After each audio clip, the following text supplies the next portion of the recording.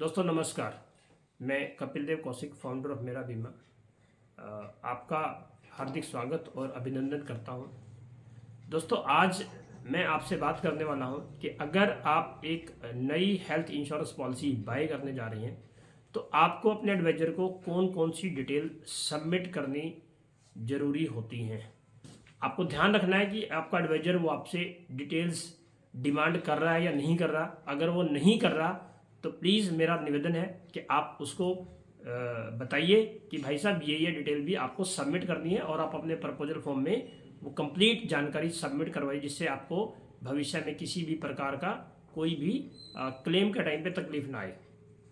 अब वो जानकारी में है क्या सर, मैं पॉइंट टू पॉइंट आपको बताऊंगा, तो जरा ध्यान से समझना और सुनना। सबसे पहले प्रपोजल की कंप्लीट डिटेल आती है कि जो भी पॉलिसी में प्रपोजल बनता है उस प्रपोजल का नाम, date of birth, address, mobile number, annual income और वो क्या बिजनेस करते हैं। ये उसके अलावा उनका आधार कार्ड, पैन कार्ड और साथ में उनका बैंक प्रूफ के रूप में पासबुक या कैंसल चेक की कॉपी चाहिए। राइट सर, तो ये जानकारी आपने उनको देनी है। आप अपना ईमेल आईडी भी जरूर अपनी पॉलिसी में ऐड ऑन कराइए। इसके बाद कंपनी आपसे पूछती है कि आपकी पॉलिसी में जो बाकी मेंबर हैं उन सभी की जानकारी, उनका भी नाम, उनका डेट ऑफ बर्थ, उनकी भी हाइट और वेट, और ये जानकारी भी आपसे वो डिमांड करेगा। उसके बाद सर सबसे इम्पोर्टेंट और ज़रूरी चीज़ आती है कि इन सब जितने भी पॉलिसी में मेंबर हैं, क्या उन पॉलिसी मेंबर का किसी भी प्रकार का कोई प्रीवियसली ट्रीटमेंट तो नहीं चल रहा।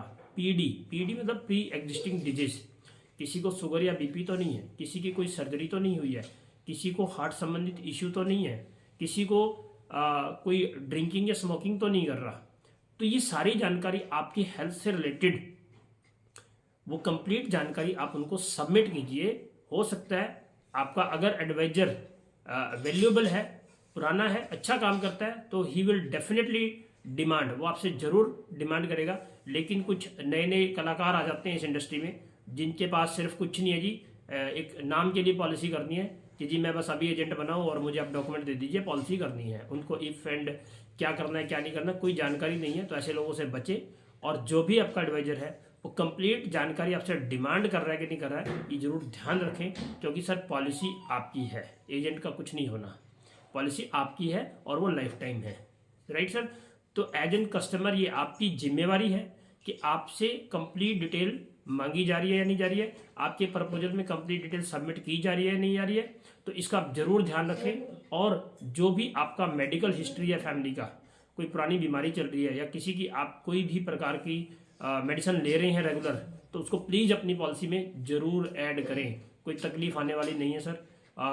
पॉलिसीज में फीचर होता है कि अगर कोई पुरानी बीमारी है तो किसी पॉलिसी में 1 साल बाद, किसी में 2 साल बाद, किसी में 3 और किसी में 4 साल बाद कंपनी उस पॉलिसी में उस बीमारी को कवर करती है। लेकिन अगर आप छुपा देते हैं या आपके एडवाइजर ने आपसे पूछा ही नहीं और आपने बताया ही नहीं, तो वहाँ पे पॉलिसी आपकी है, तकलीफ सिर्फ आपको आएगी।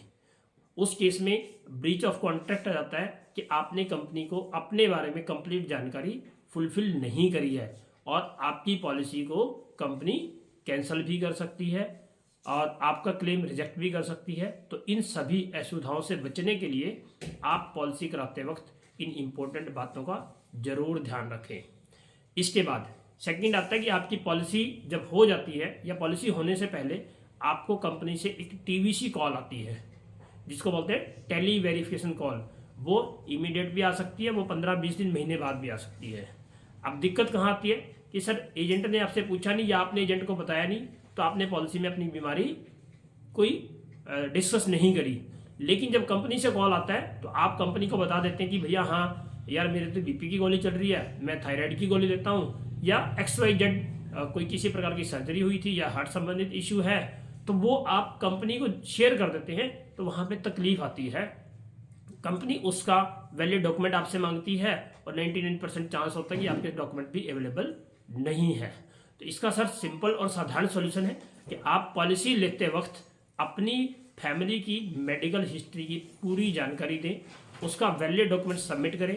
अगर आपके पास किसी प्रकार का डॉक्यूमेंट सबमिट करने में असुविधा है, मतलब पुराना केस था और आपके पास डॉक्यूमेंट नहीं है, तो उसका एक डिक्लेरेशन लेटर बना के सबमिट करें और उस डिक्लेरेशन के बाद कंपनी आपसे कोई ना कोई फर्दर फ्यूचर का कोई उस बीमारी से संबंधित कोई इन्वेस्टिगेशन रिपोर्ट मांग सकती है, उसमें लैब टेस्ट, एक्सरे या अदर इन्वेस्टिगेशन रिपोर्ट्स कंपनी उस डिजीज़ को इवेल्युएट करने के लिए सर आपसे मांग सकती है, और उसमें कोई तकलीफ नहीं है, उसका फ़ायदा फ्यूचर में आपको ही मिलने वाला है क्योंकि आप डिक्लेयर कर चुके हैं।